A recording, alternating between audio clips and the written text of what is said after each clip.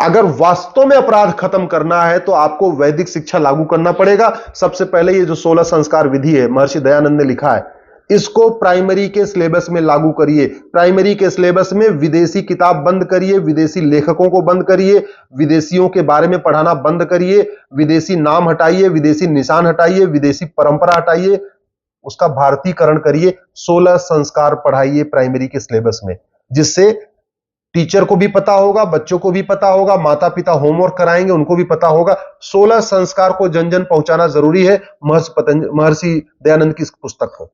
दूसरा, अगर आपको अपराध खत्म करना है, महर्षि दयानंद सरस्वती ने यथा सत्यार्थ प्रकाश लिखा है, इसको प्राइमरी के सिलेबस में डालिए। सत्यार्थ प्रकाश पढ़ेगा बच्चा, उसका दिमाग ठीक होगा, मन शांत होगा। ओम, आप सभी को सादर प्रणाम।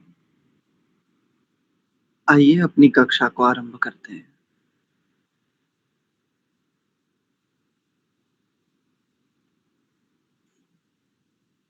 स्वाध्याय मंत्र का पाठ करेंगे।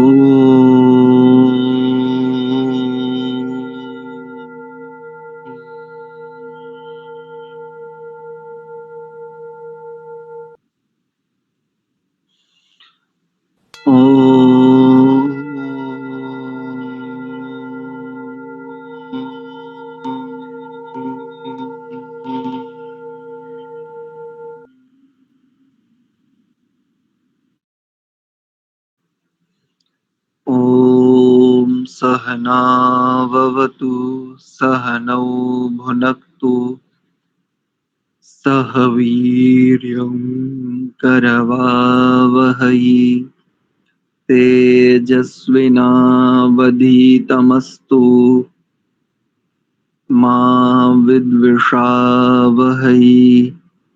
ओम शांति शांति शांति।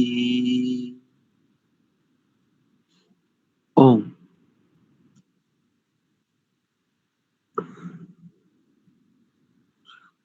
आप सभी का स्वागत है पुनश्च संस्कार विधि स्वाध्याय की इस कक्षा में। हमने स्वस्ति वाचन को देखा था और स्वस्ति वाचन प्रकरण हमारा पूरा हो चुका था। तो उसके उपरांत शांतिकरणम नाम का प्रकरण है। पहले शांतिकरणम प्रकरण को आरंभ करें, या जो हमने पिछले दिनों एक विचार किया था कि प्रत्येक वेद के प्रथम और अंतिम मंत्र को भी हम स्मरण करने का प्रयत्न करेंगे और उसके अर्थ को जानने का भी प्रयास करेंगे।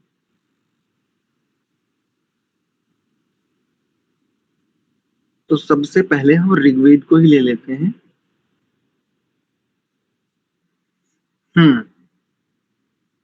संगठन सूक्त ऋग्वेद का सबसे अंतिम सूक्त है, जहां पर संगच्छध्वम संवदध्वम यहां से आरंभ होकर के समानी व आकुति समाना हृदयानि व समानमस्तु वो मनो यथा वस्सु सहासति, ये मंत्र है। सरल ही है, उच्चारण की दृष्टि से बहुत सरल है। आप स्क्रीन पर देख सकते हैं। जिनके पास यह संगठन सूक्त हो वो अपने उस पुस्तक में से देख सकते हैं, अन्यथा आप स्क्रीन से भी देख सकते हैं। समानी व आकुति, आकुति ऐसा भी कर सकते हैं, और आकुतिस समाना हृदयानि, एक शब्द है ना हृदय, उसमें आनी और जोड़ देंगे, तो हृदयानि वह समान मस्तु, समानम अस्तु, वो मनो यथा वस सु सहा सती। ऐसा करेंगे। देखिए एक बार पाठ भी देख लीजिए। ओम समानीव आकुते समाना हृदयानि वह समानमस्तु वो मनो यथा वस्तु सहासति। ये इसका उच्चारण है। चलिए आप लोगों से सुन लेते हैं, तो कुछ लोगों से तनिक इसको सुन लेते हैं।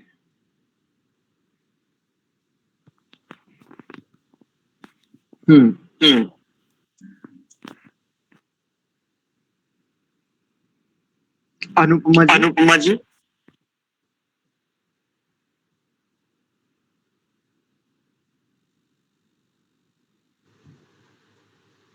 ॐ समानि वा आकुतिः समाना हृदयानि वः समानमस्तु वो मनो यथा वः सुसहासति। बहुत सुंदर। ठीक है, आदर्श माता जी। ॐ समानि व आकुति समाना हृदयानि वः समानमस्तु वो मनो यथा वः सुसहासति। बहुत बढ़िया। एक स्थान पर थोड़ा सा उसको देखेंगे। जब आपने किया आकुतिस ककार में, हाँ आकुति, रुको सुनो पहले। इसमें ककार में जो ऊकार है वो तो दीर्घ है, किंतु तकार में जो ईकार है वो ह्रस्व है। ठीक है ना? ठीक है। आकू आकुतिस समा, ऐसा करेंगे। ठीक है, इनके बाद दीप्ति गुप्ता जी से सुनते हैं।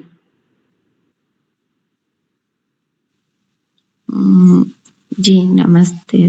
ॐ समानि व आकुतिः समाना हृदयानि वः समानमस्तु वो मनो यथा वः सुसहासति। बहुत सुंदर, बहुत बढ़िया।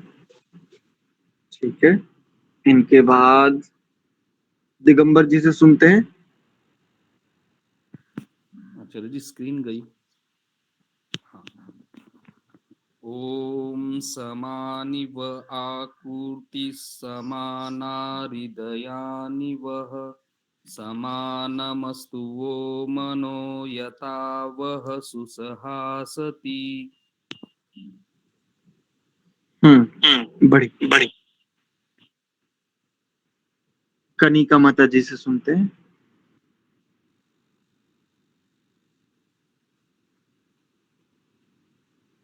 हाँ जी। ॐ समानि वः आकुति समानं हृदयानि वः समानमस्तु वो मनो यथा वः सुसहासति। बढ़िया। रामपाल जी।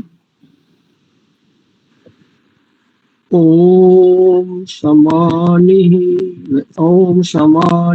व आकुतिः समाना हृदयानि वः समानमस्तु मनो यथा वस्तु सहासति।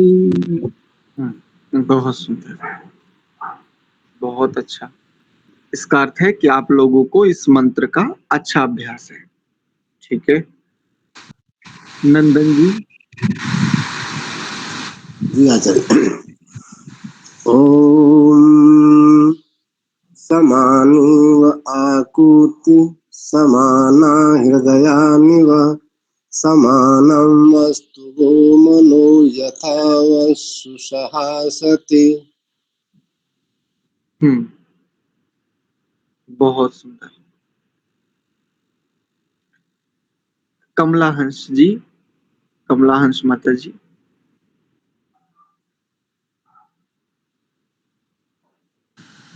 ओम ओम समानी व आकुतिः समाना हृदयानिवः समानमस्तु वो मनो यथा वः सुसहासति।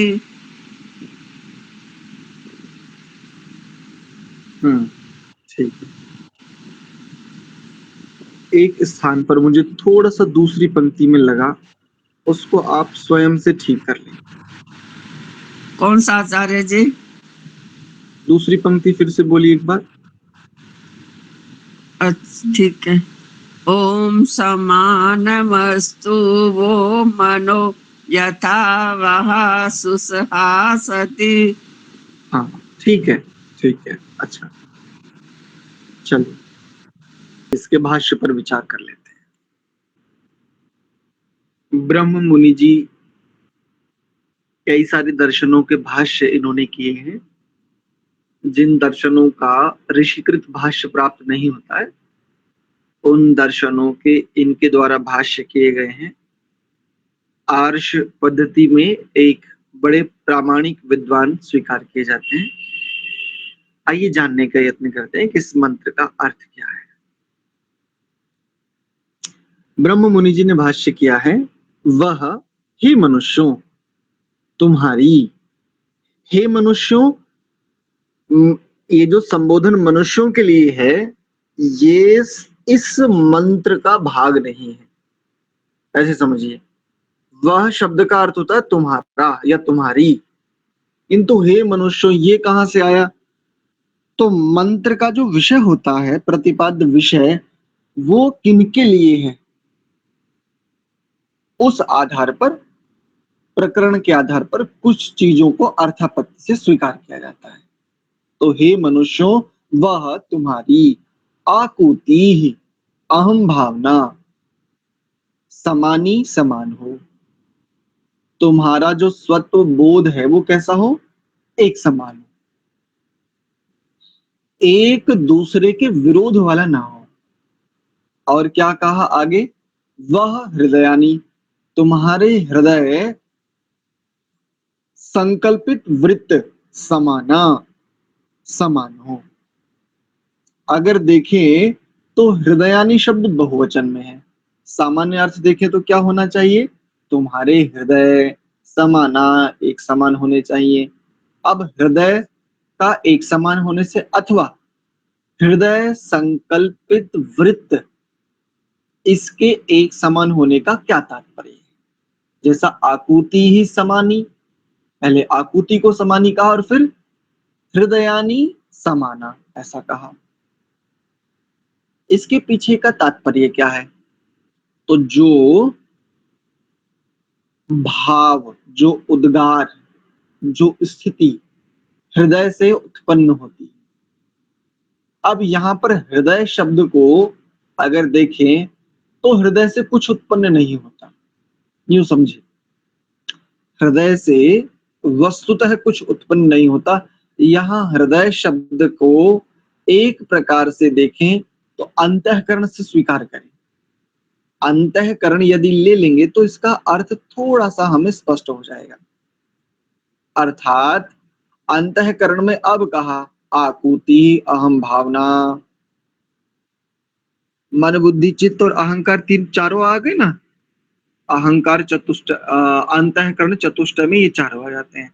तो अहम भावना, ये जो अहंकार, ये जो स्वत्व बोध है, ये कैसा हो? एक समान हो। स्वत्व बोध का जो साधन है वो सबके पास एक है, और जब साधन एक है तो सिद्धि भी तो एक ही होनी चाहिए। ऐसे सरलता हो जाएगी। और आगे कहा हृदयानी समाना, तो जो आपका बोध का हेतु है, अर्थात बुद्धि अथवा संकल्प शक्ति, ये भी कैसी हो? आपकी एक समान हो। क्योंकि ये संगठन सूक्त है, और संगठन सूक्त जैसा कि इसका नाम ही है, तो यहां पर एकत्व की बात की, अनेकत्व में एकत्व, जिसको सामान्य भाषा में कहें अनेकता में एकता। इसका खंडन भी किया जाता है कि एकता जब खंडित होती है, एकता का विभाजन होने पर भी अनेकता का उदय होता है, ये कहा जाता है। किंतु प्रकरण की दृष्टि से देखें, एक बात कही जाती है, मुंडे मुंडे मतिर भिन्नम, जितने मुंड कहते हैं शरीर को, सिर को, कि जितने सिर उतनी प्रकार के मत, उतने प्रकार के विचार। किंतु यहां पर आकर के हम एक विचार हो जाते हैं जब बात वेद की आती है। मेरा स्वतंत्र व्यक्तिगत चिंतन कुछ भी हो सकता है, लेकिन मेरे जीवन के उत्थान, कल्याण और परम अनुशासन के लिए जो संविधान है, अनुशासन है, वो है वेद। और वेद पर आते ही मैं एक मनस हो जाता हूं, मैं एक संकल्प वाला हो जाता हूं, या हो जाऊं, या हे ये जो मनुष्य है वो जैसे ही व्यक्तिगत रूप से व्यक्तिगत स्तर पर कुछ भी विचार, जो भी है, जो भी आपकी शक्ति सिद्धि आदि जो भी स्थितियां हैं, अनुकूलता आदि, उसके आधार पर चाहे जो हो, किंतु जैसे ही अनुशासन की बात हो, जैसे ही जीवन की, आचरण की, सामाजिकता आदि की बात हो, तब मेरे लिए परम अनुशासन है वेद का ही अनुशासन। तो यहाँ पर उसको कहा हृदयानी समाना, हमारे हृदय संकल्पित वृत्त, यानी संकल्प किए जाने वाले जो वृत्त, या वृत्त कहते हैं घेरे, जो घेरा है, जो हम संकल्पों को धारण करते हैं, वह मनः, और तुम्हारा मन कैसा हो? समानम अस्तु, समानम अस्तु, एक समान हो। कदाचित, तनिक भी, किंचित भी एक दूसरे के प्रति वैमनस्य नहीं होना चाहिए, ये तात्पर्य। वह और तुम्हारा यथा जैसे भी हो, सुसह असति, अच्छा सहयोग हो सके ऐसा वर्तें, ऐसा बर्ताव करें। अर्थात आप अन्यों को अच्छा सहयोग दे सके ऐसा व्यवहार रखें, और आप अन्यों से सहयोग ले सके ऐसा व्यवहार रखें। यानी ये जो सिद्धि है, ये जो बात इस मंत्र में कही है, ये कब सिद्ध हो सकती है? ये सिद्ध हो सकती है हमारे व्यवहार पर। हमारा व्यवहार, जिसे हम आचरण शब्द से भी कहते हैं, जिसे हम आचार शब्द से भी स्वीकार करते हैं, जब हमारा आचार शिष्ट आचार होगा, श्रेष्ठ आचार को ही, श्रेष्ठ आचरण को ही श्रेष्ठाचार, उसी को शिष्टाचार ऐसा कह देते हैं। तो बस संक्षेप में अगर समझें तो संगठन के पीछे का जो मूल उद्देश्य है, मनुष्य होने के नाते उसका प्रथम सोपान है, उसकी प्रथम कुंजी है, उसका प्रथम आधार है शिष्टाचार। वर्तमान में जो संगठन दिखते हैं ना, जैसे इस्लाम एक संगठन है, जैसे ईसाई एक संगठन है, जैसे अन्य बहुत सारे जितने विचार हैं उतने संगठन हैं, इनको संगठन होते हुए भी संगठन नहीं कहेंगे। क्यों? क्योंकि इनके यहाँ शिष्टाचार नाम का कोई विधान है ही नहीं। अच्छा, अपने भीतर भी जो लोग जानते हैं तो वहां पर भी वैमनस्य बड़ा काम करता है। परस्पर वैसे तो ये कहा जाता है कि परस्पर बोधयंता, आत्मा के विषय में, मनुष्यों के विषय में ये कहा जाता है कि परस्पर बोधयंता, एक दूसरे के बोध में सहायक, सहयोगी सिद्ध होते हैं। इन्हीं की मनुष्य संज्ञा, इन्हीं की देव संज्ञा, जो परस्पर अर्थात एक दूसरे के लिए बोध का सहयोगी के रूप में अपने आप को सिद्ध करते हैं, बोध के सहयोगी के रूप। किंतु हमने देखा है, हम सब देखते ही हैं, परस्पर वैमनस्य, विरोध, कहीं ना कहीं द्वेष, ये सारे भाव होते हैं। इन भावों का होना गलत नहीं है, व्यवहारिक दृष्टि से देख रहे हैं, इन भावों का होना गलत नहीं है, लेकिन इन भावों का सामाजिक रूप से प्रतिस्थापन ये ठीक नहीं। जैसे मैं एक उदाहरण के लिए कहता हूं, जैसे मान लेते हैं उदाहरण के लिए, मेरा किसी व्यक्ति के साथ कोई मतभेद है, लेकिन उस व्यक्ति का कार्य समाज हित में बहुत उत्तम है। मेरा उसका व्यक्तिगत मतभेद है, हो सकता है, होता ही है, ये व्यवहार ही है। वेद भी कहता है माँ विद्विषा वही। अगर वेद ने इस बात को कहा है, अगर श्रुति इस बात को कहती है कि हम एक दूसरे से द्वेष ना करें, इसका अर्थ द्वेष आता है, द्वेष होता है, तभी श्रुति इस बात को कहती है। क्योंकि निषेध और विधि, निषेध होगा ही तब जब कहीं ना कहीं उसका विधान वो जब उपस्थित होगा। किसी के अभाव का निषेध हो ही नहीं सकता।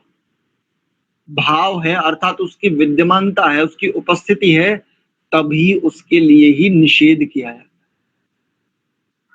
इस आधार पर तो क्या हो, हम एक दूसरे से द्वेष ना करें, अर्थात प्रतिदिन हम ऐसा व्यवहार रखें, ऐसी व्यवहारिकता हम सिद्ध कर लें, हम इतने व्यवहार कुशल हो जाएं कि व्यक्तिगत मतभेद होने पर भी सामाजिक रूप से हम एक ही हों।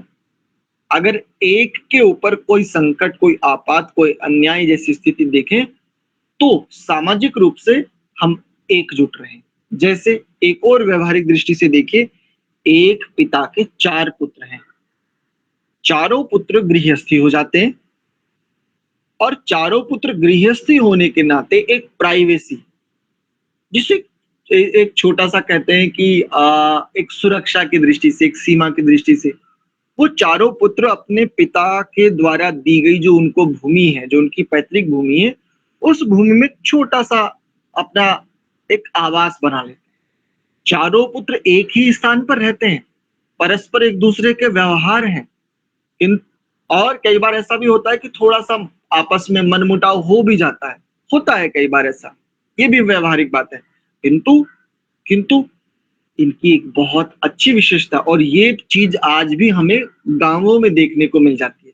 शहरों में तो आज स्थितियां बहुत बदल गई, लगभग समाप्ति है ये स्थितियां, किंतु गांव में कुछ स्थानों पर आज भी ऐसी स्थितियां हमें देखने को मिल जाती है कि चारों भाई हैं, आपस में थोड़ा सा मनमुटाव है, लेकिन अगर एक के ऊपर कोई भी आंच आती है तो चारों लाठियां आकर के एक साथ खड़ी हो जाती है।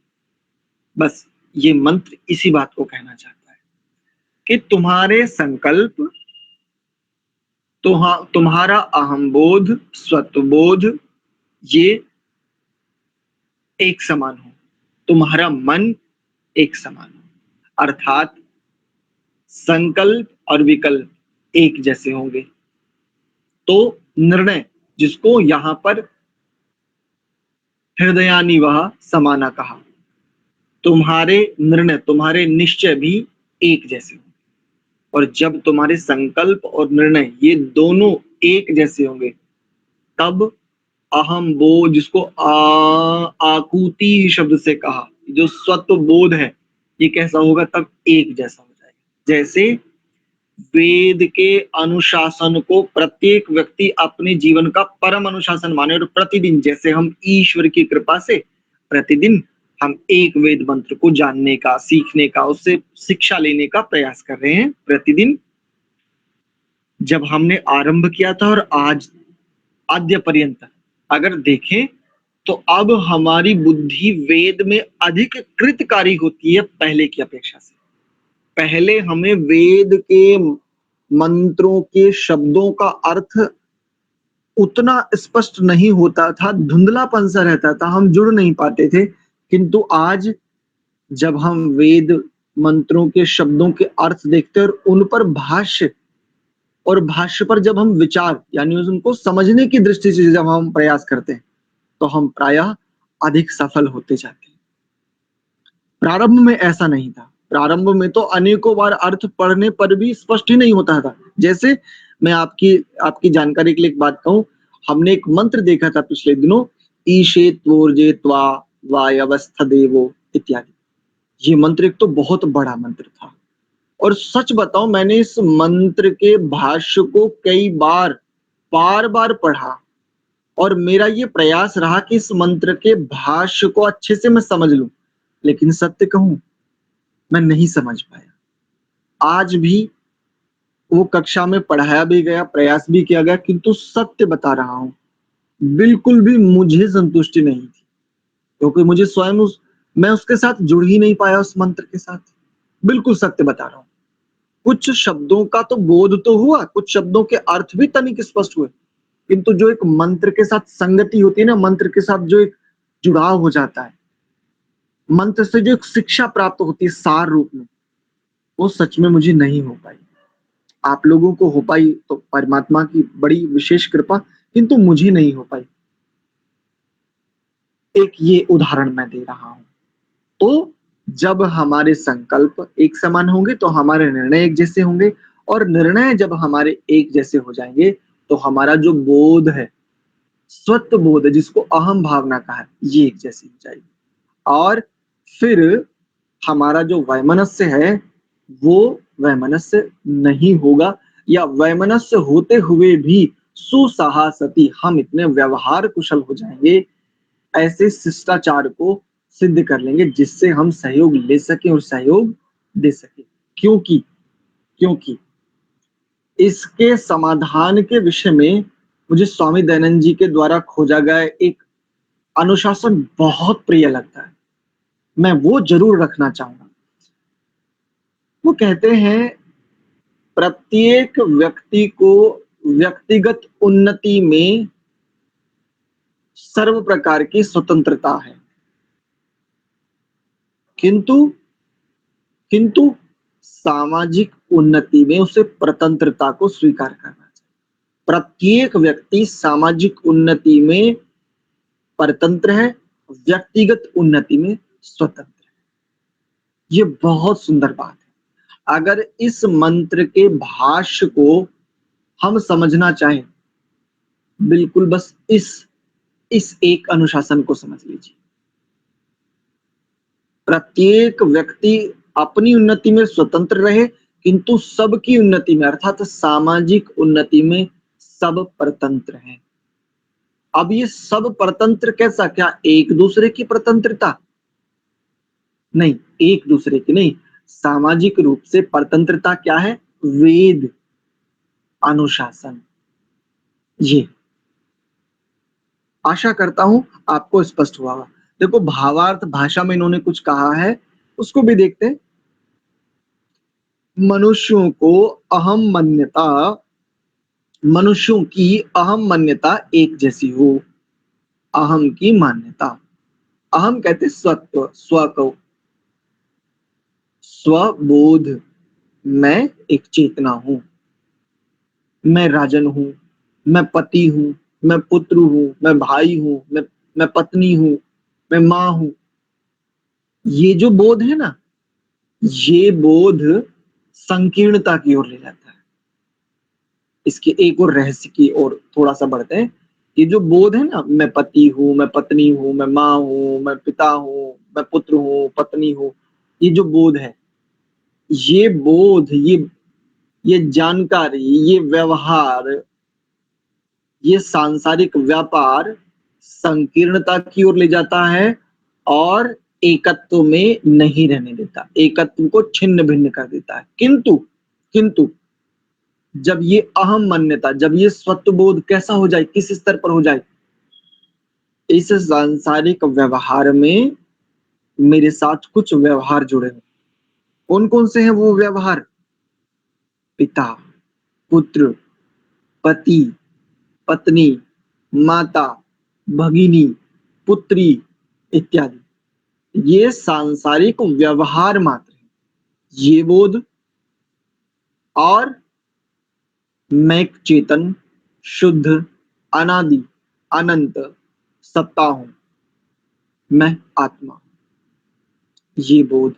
और जब ये दो बोध अर्थात बिल्कुल पृथक पृथक, भाई मैं नित्य तत्व हूं, मैं एक अनादि तत्व हूं, मैं चेतना हूं, ये बोध हो जावे, और ये जो संसार में संबंध दिखते हैं ना, ये सांसारिक व्यवहार के लिए है। क्योंकि सांसारिक व्यवहार के बिना परम कल्याण की प्राप्ति बहुत कठिन होती है। कम से कम भोजन तो चाहिए ना भाई। यदि हम कहें कि चलो हम सभी सुख सुविधाओं से हम पृथक अपने आप को कर लेते हैं, भोजन तो चाहिए ना। अगर कुछ रोग आदि आ जाए तो उस रोग की चिकित्सा भी चाहिए। समन मतलब जो कम से कम मूलभूत आवश्यकता है उनकी दृष्टि से, इस आधार पर। तो यहाँ पर ये जो स्वत्व बोध, ये जो शब्द कहा ना मैंने, इन्होंने जिसको अहम कहा, अहम मान्यता, अहम की मान्यता एक जैसी हो, वो ये है। चेतना के स्तर पर हम सब चेतना है, और सांसारिक व्यवहार की दृष्टि से हमारे संबंध हैं। हमारे ये संबंध हमारे लिए व्यवहार है, प्रभु के द्वारा हमें दी गई जॉब है।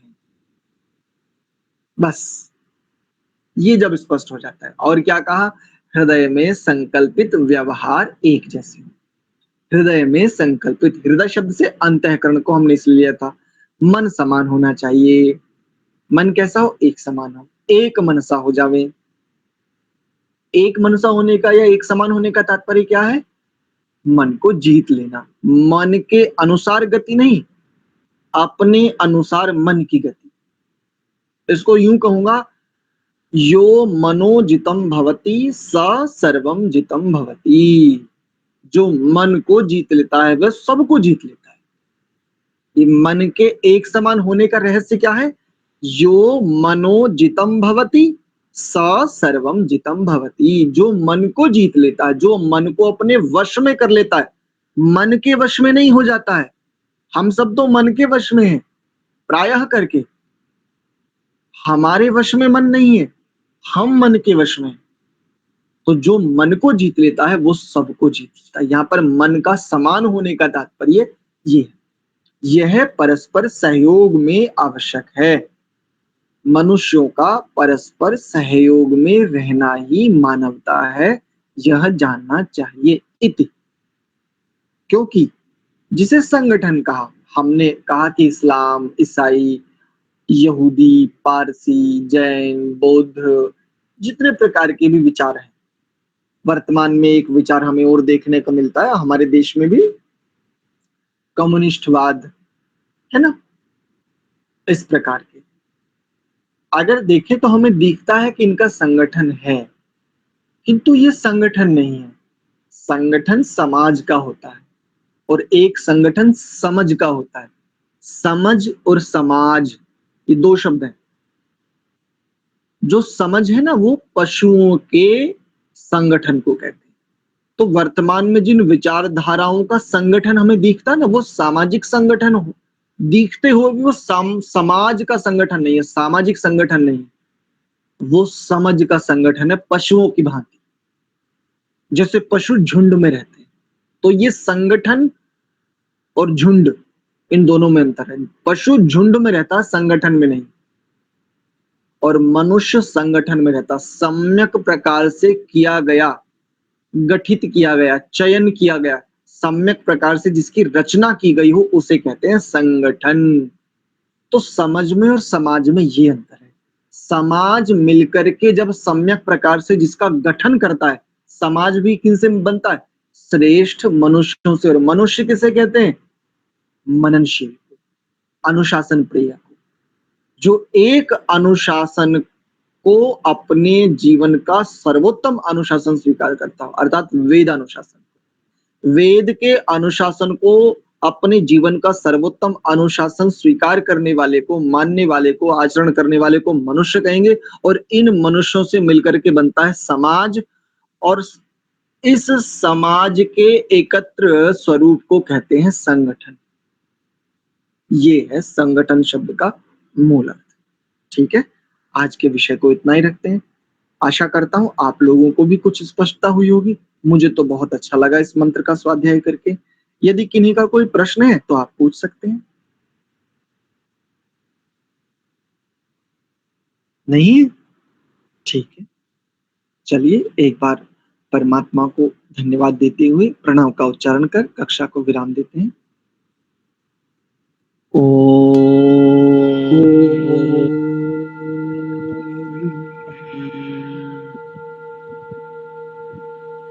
शांत शांत शांति। आप सभी को बहुत बहुत धन्यवाद। सादर प्रणाम। सर्वेभ्यो नमः।